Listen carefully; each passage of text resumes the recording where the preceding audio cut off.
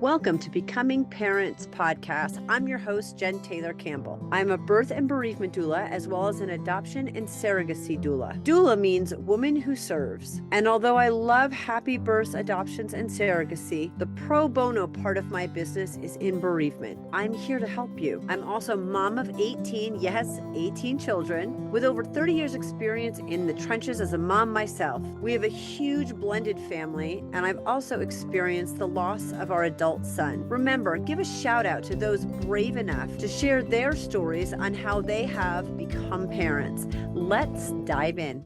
Welcome to Becoming Parents. I am on take 2 with my daughter, Casey. The first podcast, we talked about your experience in foster care up until you were about 16 and got pregnant. We're going to continue this. You got pregnant at 16, and I remember you calling me. And there were, I don't remember if it was, I'm remembering it as 2 separate phone calls and conversations. And I don't remember where you were living at that point. But the first conversation when you were pregnant, I remember saying, well, there are 3 options: abortion, adoption, and becoming a parent. And I am never going to tell you abortion is the right decision, because I'm personally against that. I'm also not in your shoes, so I wouldn't judge you for making that decision, but it wasn't one that I wanted. And I remember saying, you grew up part of the time in my home, and you know it was a much better place. You also know at your age and with your experience and where you're at in your life, I remember feeling I was very upfront, and I wanted to do it in a very loving way, but the chances of you being a good parent to this baby are very low, and your life's over. It's done. And that's a good and a bad thing, but you don't know how much your life is going to be over till you're in it, and then it's kind of too late. This is another human being. And I was encouraging you, if you could give this child a home like you had us, knowing that it was in this baby's best interest, that is the option that I'm really hoping that you do. And you called me from an abortion clinic crying, saying, I'm sitting in the waiting room and I can't do it. And I said, then you're down to 2 choices. Yep. And it was several months later when you were pregnant. And of course, look, I've been pregnant. I know what your body's going through. I know how cute babies are and how much, there are some people in your life, or it's glamorized on social media and through shows, and how cute they are. You're going to have a baby shower. You're going to get stuff. I had one biological mom pregnant. I had 3 of her kids that are all counted in my 18. And she got pregnant and she said, well, the state will pay for me to have a baby, but they won't pay for an abortion. And I was just like, what? So that was her thinking about why you would have a baby instead of aborting it. Now, I'm not for abortion, but there are many different things other than getting paid to have a baby, Medicaid paying to have a baby, and being on welfare and abortion. There's a lot of gray area. And I know that you called me a 3rd time and you said, Mom, I'm not going to give her up. And I'm like, well, look, you've just whittled down your 3 choices. So you're going to be a mom. And I know I told you I will never raise my grandkids. Which at that point didn't mean that much to you. Still trying to get you to. I will do my best to support you in every way that I can, but unless you die, I will never raise my grandkids. And I set that boundary when you were pregnant. And that, look, I'll help you in every way that I can without raising them. That's usually not financial, because I'm raising a lot of kids also. I don't have the income to just be able to help financially. I also don't know that that's always the best way, but I'll do everything I can to help you. But you're now a mom, and bend over and relax, because you do not understand what's coming. So you take me through your perspective on that. So I was just not in a really great place when I found out I was pregnant. I was a stripper, did drugs, all sorts of stuff, just surviving in the lifestyle that I was in. Um, Alana's dad was just not in the right place either. He was much older than me. Um, we got pregnant at the very end of our relationship. We were already on our way out the door. Uh, I got pregnant, and basically I told him, hey, either we work this out and be a family, which meant getting our stuff together and getting healthy and taking care of this child, or you need to leave. And he left that day, the same day I told him. And I was alone basically at that point. I didn't have any support at my at the house that I was in. Um, it was a it was pretty lonely. I really considered an abortion for a while. And then through my pregnancy, I considered adoption. And I really leaned towards adoption for a while. And I kept thinking about how Alana would have a better life than what I could give her. And I wanted to do that for her. About 7 months in, I had even looked at some homes for her, like on the online and stuff. But about 7 months in, I told my mom, my biological mom, that I wanted to put her up for adoption. And my biological mom told me that she would never talk to me again. And that it would hurt her. She had given up a child, so she had known the pain that it caused. And it was just something not that I wasn't allowed to do. I wasn't allowed to give her up. And I didn't know otherwise. I didn't know that I had an option without her permission, or a lot of different things would have happened. So once I gave birth to Alana, which it's her 17th birthday today. Today, as we're recording, it's her 17th birthday today. Yay. Yeah. I gave birth to her, and her dad was in jail. My mom and my biological mom and my best friend were there. And I had no clue what I was doing. I had absolutely no idea I was having a baby. I mean, it was in me, but I just didn't understand. After I had her, my biological mom and my friend left, and it was just me and Alana. And in that moment, I realized that I was not gonna put her through what I went through. And my whole life changed in that moment. About 3 weeks, 4 weeks after she was born, the reality of everything had really been hitting me. And I wanted to put her up for adoption again. My mom said I couldn't. But I knew that would have been the best thing for her, for sure. And I wanted to. I just thought that I couldn't. I wasn't allowed to, that this was now my responsibility and that I had to take care of her. And I loved her very much. I loved her enough to know that I was not what was best. And look, Casey, it's not because you haven't been a good mom. It's because parenting is so hard and you were so young and you weren't in a space. I wasn't encouraging you to do adoption because I thought you're not going to be a good mom. It was your age and your situation. And even if you would have encouraged me to keep Alana, I knew, given the circumstances of being in foster care with you, what a child required. And I knew that I did not have it.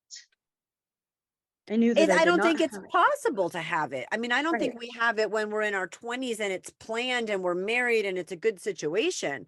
I mean, like there's nothing that really can prepare you. There's no book, there's no nothing. I mean, we're all doing this on a wing and a prayer, hoping that we do a good job and feeling like you fail miserably. And that's in the best situation. Yeah. That's what I knew. Yeah. I remember when Alana was like 5 months old and I had turned 18, my like goal in that moment was I can go be with her now. Like that was the thing. But then there was Alana's dad who made Yep. that not possible. And from that moment, the second you got pregnant and had more rights, but you didn't really realize it, and it's sort of a gray area. But from when you got pregnant at 16 until 18, more could have been done. I would have had you ask him in prison to sign termination of parental rights. And those weren't conversations you and I were able to have. So that he was out of the picture, because that set you up.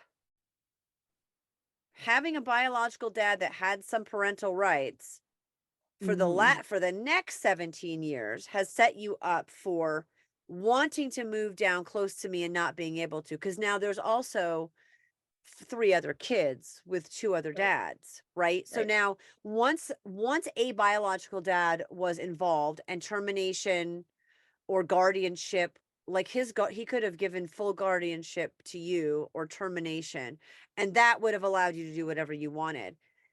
Right. But because you and I weren't able to have those conversations and you didn't know, and look, you were with your mom who was giving you a lot of information that you felt like you didn't have the choice not to follow. And I Right. wasn't even there having conversations with you like that's actually not true and she's not allowed. That also is a really, what a tough situation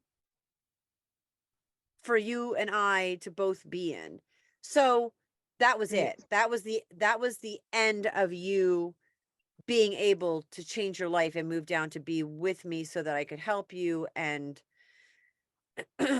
take me through, though, you parented your daughter, and you've called me more about that. I remember one time you calling me saying like, she's 2 and it's so hard and you made it look easy. And I was like, no, your perception was so young. You had no idea what it was like to have toddlers. Trust me, it was never easy. And I remember laughing with you and having that conversation and like, yeah, buckle up, you know. Um, you eventually moved out on your own and then you had your second child. Yeah, So, I was actually 17 when I moved out on my own. I lied on my okay. application to I lied on my apartment application to get into a place, and thankfully the person that was renting was not very smart or just didn't really care. But I moved out, I was 17, almost 18, and got into my own little efficiency and got my driver's license and took my CNA class and did all of that with Alana. Which, I mean, I'm so proud of you. Look, I know I'm the one that was like, adoption's the best in this situation. When you decided not to make that choice, I still have been 100% behind you. Hmm. And parenting's really hard, and I think most parents do feel like they fail every day. And I've always been exceptionally proud of you as a parent. That doesn't mean I don't see the struggle and that it's hard or that you could have made better choices. Me too. Like, welcome to that club of screwing up motherhood 101 all day, every day, because we Right. all do it. So I am so proud of you. How old was, and you did a lot in there for yourself that were really positive things. Got a better Mhm. job, and you were really trying the best to raise her really well. How Mhm. old was she when Brooklyn was born? She was 3. 3. Yeah. Yep, And she was now, 3. also one of the issues is that even if you don't want to be part of a system, from the time you were 10, you have been part of the system. And as a low income single mom with a dad who's not involved, even though you got your CNA, you got your driver's license, you did all these things that I'm so proud of, that you really worked hard and you were doing a better job, you were still, it's very hard to not stay locked into a system. And also, that creates, in my opinion, that creates a mentality in you that, unless you really recognize it and want to break out of, it's really hard to break out of that low income, needing assistance. using the system as a kind of a crutch, not even in a bad way. That is not a put down in any way, shape, or form. It's just once you're locked in there, they don't make it easy You get locked in to get to get out. out Right. at Right. all. And you're Right. in a different mentality. You also, I think, tell me if I'm wrong, you have certain beliefs about yourself. So you're choosing men that aren't good men, right? Now Right. you've established your own mentality about how you feel about your own self-worth. Right. Yeah. I definitely did not feel like a good person. I didn't feel like I mean, I was on public assistance, and I mean, I still had that drive in me though, the one that was implanted in me. I still Right. had that drive that I can do this, I can change my life around, I can give my kids a better life. So, I mean, that stayed Yep. with me from climbing that hill till then. I mean, even, even now. Um, but yeah, I definitely felt like trash, like I just wasn't good enough. Um, The system is there to but I help you and still, support you. So you did the right thing. It's just yeah, also, again, just like OCS. I mean, it's a super broken, imperfect system that also doesn't help those people who want to work out of it to a better life. It doesn't facilitate that. And the system itself is sending you messages that you're not worth it and that you're not of enough value. and It's absolutely what you should have done. You use the system in the way that it was designed to be used. It just just also it's another broken system. it is. And it took a really, really, really long time for me to get off. You ended up being in the system on your own. So you kind of got out of foster care, but never really did because OCS was always part of your life because you were a foster child. You had your first daughter, and then you were in the welfare system on your own, using it for exactly what you were supposed to be doing, using it for. Mhm. How did you get out of that system? Because I know you got your CNA license and you got your own place when you were 18. How did you get out of the system and move forward? And then obviously you have 4 kids and we've only talked about 1. So it was really, really difficult getting out of off of public assistance and getting onto my own 2 feet. They definitely didn't make it easy. You had to really follow by their rules and stuff. So I had to be very careful with my money. And I mean, like, I'd only get like $850 a month, uh, which is not very much. I basically could pay my rent and my bills and maybe had like $200 left over, and that was an inefficiency. um, Yeah. so basically, I just utilized um, every single like advantage, like anything that was put in front of me. If I seen it that it could help me like succeed my goals, I used it. I used it fully. Like they had a mascot bus. Well, I couldn't afford gas, but I could afford $2 bus ticket. So I used that. The school system in Alaska really helped me get graduated. Mm. So they really went out and went above and beyond. They started a daycare so that they could take my daughter um, while I was in school. She was one of the first kids in the daycare. Well, she was the first kid in the daycare. Um, so I was really thankful for that. But it was just a lot of work, and um, it took a lot of a different maneuvering to get out. I just started to work, and I had to line things up to kind of make it work. Like when I started my job, I had to make sure that it started like a week before my like benefits would go, so that I had enough money to get into the next month, Mhm. so that I could afford my gas and all of that. And when I got off, everything was so shaky and rocky because I couldn't immediately go to full-time position, and my schedule was so inconsistent that I had to call out because I had Alana and I couldn't work certain shifts. So it was really rocky for a really long time. I love that you took advantage of everything that was in front of you and you advocated for yourself. And that becomes a lot different. I know in your pregnancy and stuff, not advocating for yourself because you don't think you can. And you kind of hit this point where you think, nah, I'm just not, it's not just myself anymore. It's my daughter, and Right. there's got to be another way. Right. And Yeah, exactly.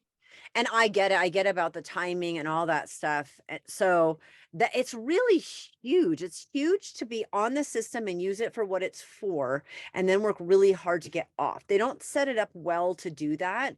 And No, I think it's so great that you used it for exactly what you were supposed to, and then got yourself off. It is a massive timing game.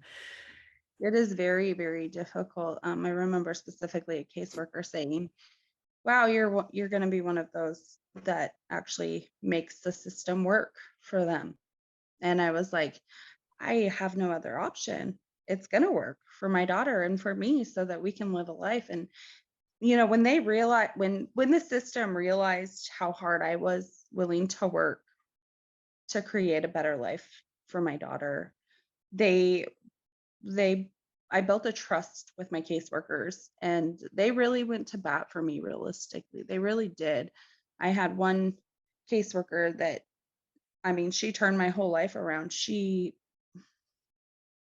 did everything she could up until the point they actually I think they fired her because of how hard she worked for me in that system. Trying to get funding for my car that continuously broke down. She was fighting hard for that. And if I wouldn't have gotten that funding, I would have never been able to go to work. And she made it happen. Um, and then she made it halfway happen. And then she worked, she worked with me and taught me like ways to go around, um, and come up with other solutions. And if it wasn't for the caseworkers that I had, I'm not sure if I would have been so successful. I know I would have been successful, but I know that it would have been a lot more difficult, and I may have at some point felt defeated. And How there were times I felt defeated. Absolutely. I mean, that's normal. How Yeah, old was Alana when Brooklyn was born? she was 3. So let's talk about that, because you're still a human being wanting a Mhm. relationship. And I mean, I see how far you've come and how great you should feel about yourself as a very biased mom. You didn't necessarily feel that way about yourself, even though you're making all these gains. You're doing such an incredible job. So again, when you don't feel great about yourself, you don't choose great relationships. Let's Right. talk about having Alana and then the boys, and how the system, because obviously your life changes and kids change, and so utilizing the system benefits becomes a priority. Yep, got pregnant with Brooklyn, and I actually had been a CNA at that point, and I was right when I got pregnant with Brooklyn, I was having major car issues. And Brooklyn's dad was a mechanic, and he was also one of my brother's best friends. So I was like, hey, I need some help. You need rides to your classes. And I thought, oh, here's this guy he's bettering his life. He's going to treatment. He's doing all these classes. Like, this is good. And it was pretty instant of a relationship. So basically, I I was kind of like, I don't know, I was kind of like focused on building a family and like furthering my career. Um, I didn't really expect to get pregnant with Brooklyn. It was kind of really quick, and I actually had broken up with him and planned to. I was sorry. I was accepted at Providence Hospital for an internship, or like a bridge to CNA RN program. I had applied. I lived in Houston, so that was really far away from Anchorage, and I had never lived in the big city. But I was about to do this and go carless with my daughter to Anchorage. And I put the down payment on my apartment in Anchorage. I had everything ready. I was going to Anchorage, and then I was pregnant. And so I stayed and let go of everything that I had, coming forward, which was I wanted to have a family. And um, it just didn't work out. Um, some people just didn't want to go forward for real, and I needed to. There's You something in my soul driving me. you gave up that opportunity and you ended up having Brooklyn. So how did Mm. your life move forward after that? Uh, the relationship got really, really, really uh, abusive, and there was a lot of substance abuse with her father, and um, our house had flooded, and me and the girls were like stuck in a hotel room alone for hours, and we didn't really have any food.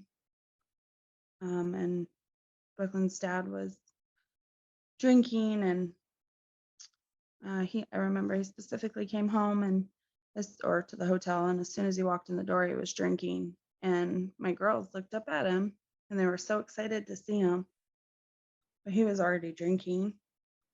And at that moment, I knew that this was not the life that my daughters needed. Uh, the next day, he broke my cell phone, my charger, and took the car seats from the truck that had very little gas, and took the keys for the truck, so I couldn't leave. I actually ended up calling public assistance that day, and I told them what happened. And they set it up. I actually called just the general public assistance office, the ladies in the front, and I told them everything that has happened. They set it up, and my caseworker, and they set it up to where I would go to the domestic violence shelter. They had a cab come out and get me and the girls. They brought car seats, and then they took us to the domestic violence shelter. It wasn't until later that I had realized that the ladies at the front office at public assistance had paid for my cab to get me and the girls out of there. And so I went to the shelter, and I graduated high school because I graduated late. At that point, I graduated high school. I did all my classes.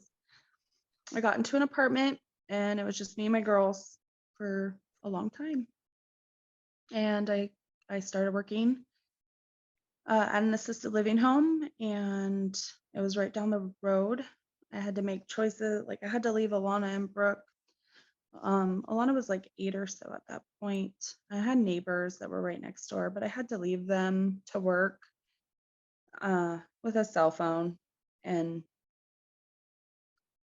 I didn't realize at that point that they were so little that they shouldn't really have been left alone.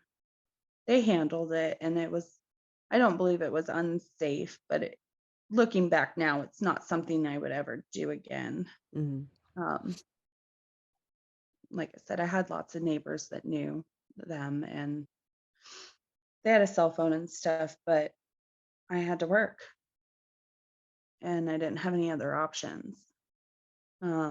My boss did let them come to my work for a long time. So that was really good, because I always felt really guilty if I had to leave them. And so it was becoming a problem.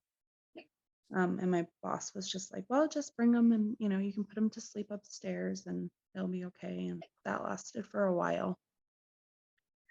I think this is And then, another great situation. I want to point out first, when you're in a domestic violence situation, there are people you can call, and there are ways out of that, and there are people that work for these places that will bend over backwards to help you. We have the same situation here, and I'm really grateful because everything in your biological family and in your situation, you could have remained like a lot of people do. I'm very proud of you for making those tough phone calls and depending on that.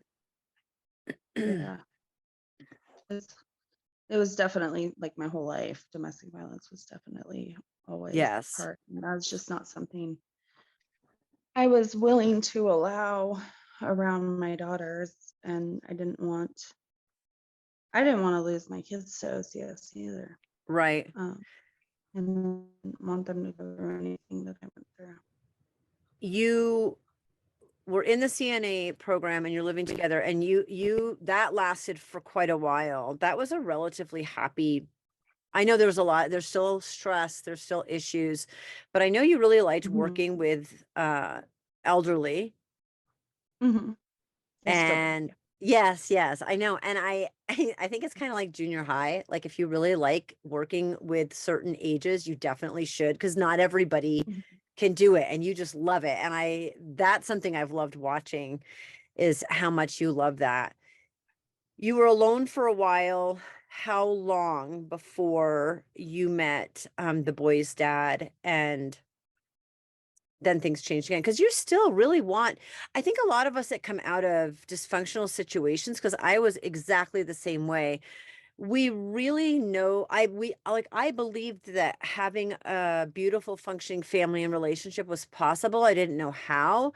I muddled through a Mhm. lot of that, but really, I mean, I really wanted a family and that life, and so did you, but we kind Yep. of fumble. And So yeah, don't have the tools really to put it all right. together. Right. How long were you Um, alone with the girls?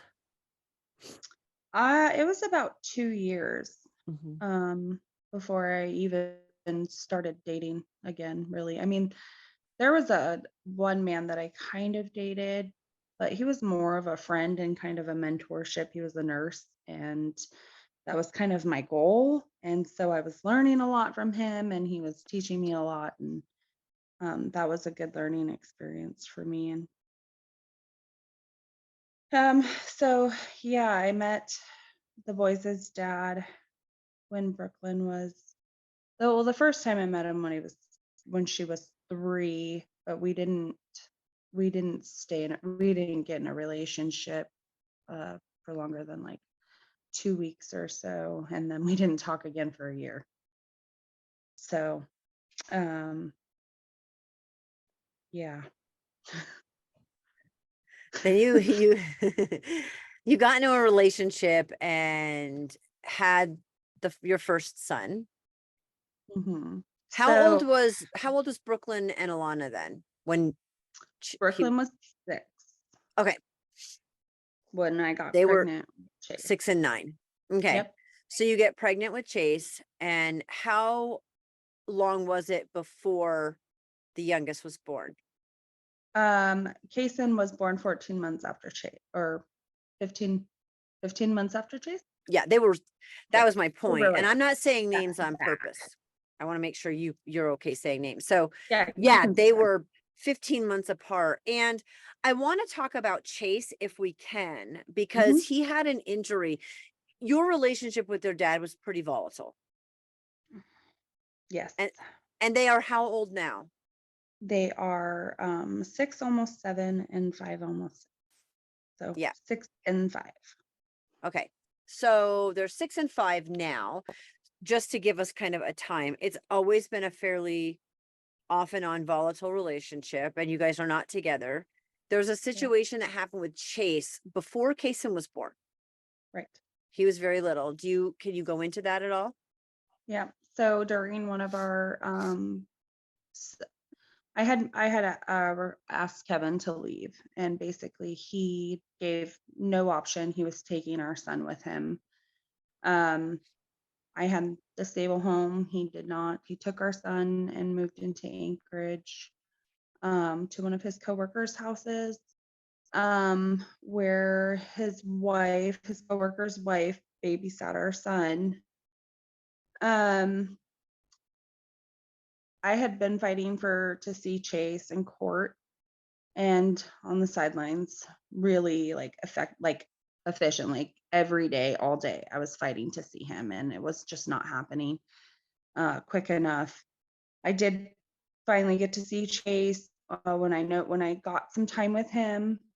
Um, I had noticed that there were bruises on Chase's ribs, and I woke Kevin up and I said, "Hey, Kevin, um, there's bruises on Chase's ribs, and I'm really concerned. There was some his eyes just he just wasn't the same happy little baby." And I kind of put that off as he's not with me. He was always with me. And I mean, Chase was the light in my life at that moment. I mean, Alana and Brooke were, but Chase came after a miscarriage.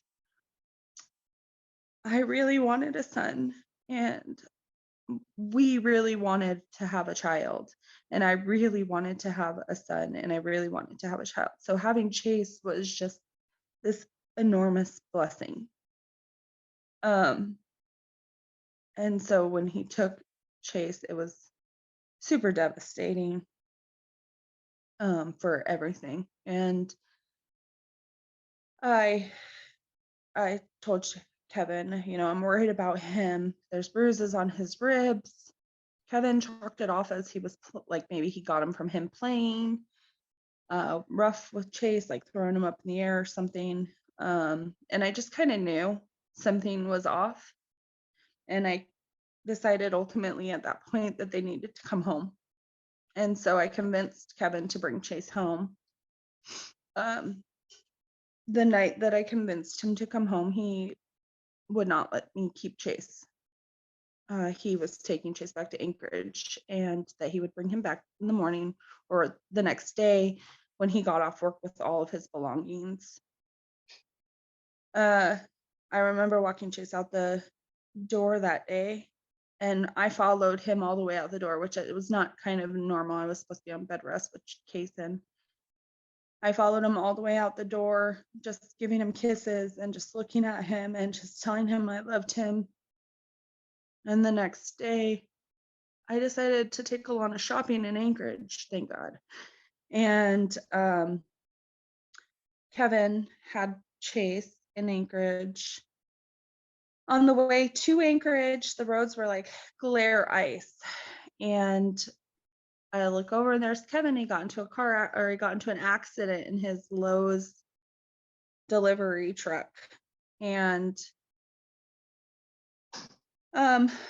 I was like, he kept calling me throughout the day. It was just kind of getting irritating.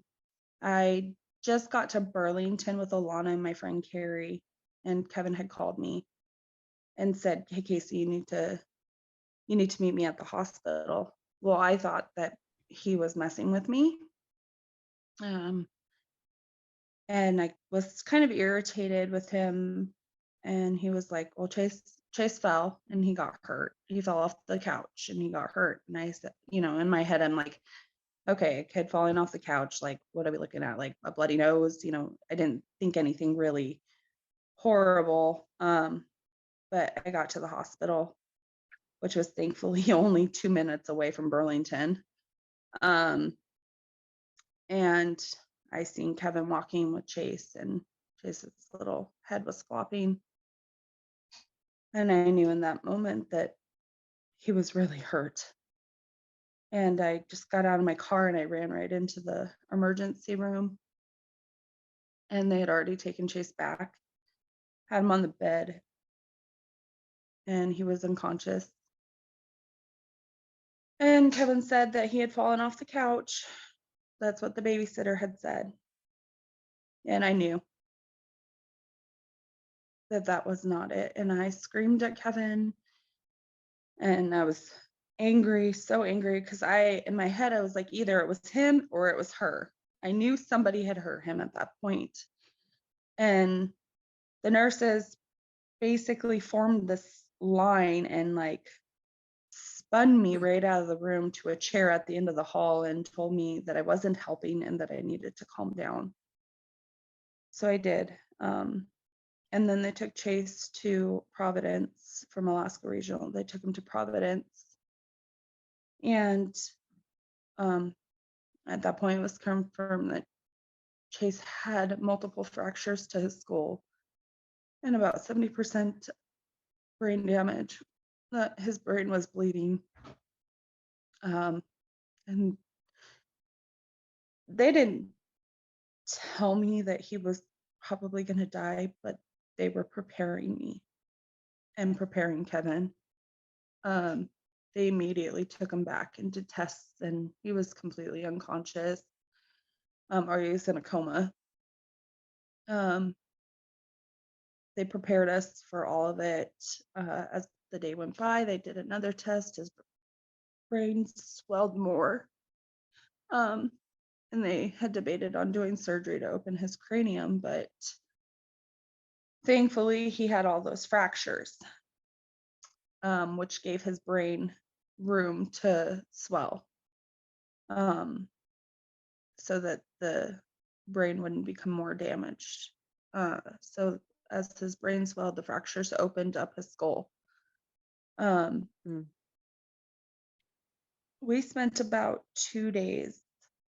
I was in complete haze waiting for Chase to decide if he was going to stay or if he was going to go. And I'll never forget the moment he woke up, because they told me if he woke up, he probably wouldn't be able to walk or talk, or he wouldn't function. And I remember when he woke up, he took his little hand and he put it on my cheek, just like he did when he was nursing. And in that moment, I knew that he was there. I knew that that was my son. Like, I knew that he was mentally cognitive and that he knew who I was by the way he touched me. And I just lost it. And they tried to like tell me, no, no, no. And I was like, nope, nope, he's good. He's going to be okay. And he made an amazing recovery. He was only about a Yeah, year old. This was he about was 5 13 years months. ago. Yeah. Yeah, 13 months Um, old. and you were pregnant, very pregnant. Yep. There has been a lot in the last 5 years with him. Yep. He's hilarious when you talk to him. I He is. know. So there was a lawsuit. Yes. So the investigator, after several interviews with the babysitter, she eventually admitted what she had done. She pled guilty and she only served 6 months in jail. We did not ultimately decide to sue her, although that is not off the books completely. So we're Okay. still resolving that. And he does talk and he does walk. No, man. That's what, yeah. Right where he is. So she threw him 6 feet into a piano bench. I mean, to fracture a skull is a pretty big deal, and it was multiple Yeah, times. So it was multiple. Yeah, he had a complete crown fracture, like that went from one side all the way around. Um, so he hit right here, and that's where the speech lobe is. And they suspected that he would have major speech delay and all this stuff. And whew, I'm ready to walk into that neurologist's office and be like, why don't you sit with him for 2 hours? he does Never have stopped. there are residual issues though. He gets super Oh, absolutely. overstimulated. So what are the issues that he struggles with? So he has like major impulse controls, just typical traumatic brain injury behaviors, impulse control. He does grind his teeth. He has major behavioral issues. He's hyperactive. He has some bolting, so he like runs away. He likes a lot of sensory things. He's very sensory oriented. One step direction. You have to really work hard with him, from the moment you walk into the door. Hey buddy, take your boots off. Hey buddy, put your backpack on the table. It's like every step of the way, working with him every day. But While you were going through all of that, and it was still very urgent you had Kason. Yeah. So what's the last 5 years been like? You have Alana and Brooklyn, they're 17 and 14 now, and 6 and 5. What what has life been like? Um, have you gone off and on the system? You're living on your own. I know you have fought for your independence and you have Mhm. custody. Mhm. I do. Um, I have custody of 3 out of 4 of my kids. Um, and then shared custody with Brooklyn's father. It's been really like a lot of learning. My parenting skills have changed a lot. Um, to being this overprotective, like crazy mom to, oh, they're humans and they need to be able to make mistakes and do their life and it's okay. I had such, I was super like wanting to make sure that Alana and Brooke broke the system, like didn't go into it, didn't, never even batted their eye at the idea of public assistance or anything like that. And I yeah, it's been up and down. But we have remained pretty strong as a family, me and my kids. Um, there's been Hmm. times where our relationship has been broken and it comes back stronger. I text Alana. I'm just laughing because Alana's like, she's texting me so much.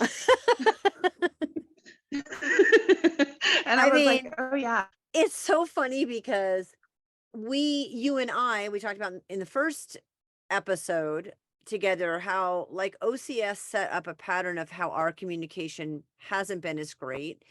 And I flew up to Alaska once and you came down here last summer and like we've acted for 17 years like we're desperately fighting to get back to each other. And Right. yet there are ways that we could just like FaceTime and stuff. Like we're making it way more difficult. And that also was an interruption with my grandkids, as far as they don't, well, the first 2 were born when I was in Alaska and they don't necessarily remember me coming and they know who I am, but like it's just been these gaps in what should have been the best part of our relationship, which Mhm. makes me sad. And now when I text my granddaughter, she thinks it's too much. She needs to get herself together. Um I got some questions, girl. At least I've met 3 out of 4 remember meeting me at this point for the most part. And Mhm. so yeah, what a wild ride, huh? Yeah, it's been pretty wild, that's for sure. It's been Mm, and you did kind of get the family you wanted, so did I, in a very did. backwards way, not at Yep. all like anticipated.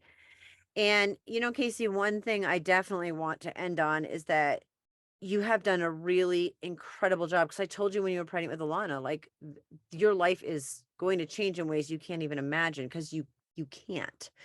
And Yeah, it did. it did. And it's been super challenging and I'm just so proud of you. Thank you. I have definitely worked hard for where I'm at. I'm actually officially completely kicked off of like food stamps and they're about to kick me off of Medicaid because I am so self-sufficient and I have my kids and Delana is with me all the time and Brooklyn will return. Yeah. And so I feel good and my biggest lesson that I've learned lately is that I don't have to have a guy to have a family. Mm. I have a family, and that consists of you and my siblings and my kids and other people that have been put into my life along the way. That is a So, perfect place to end. Thank you for sharing your story. of course.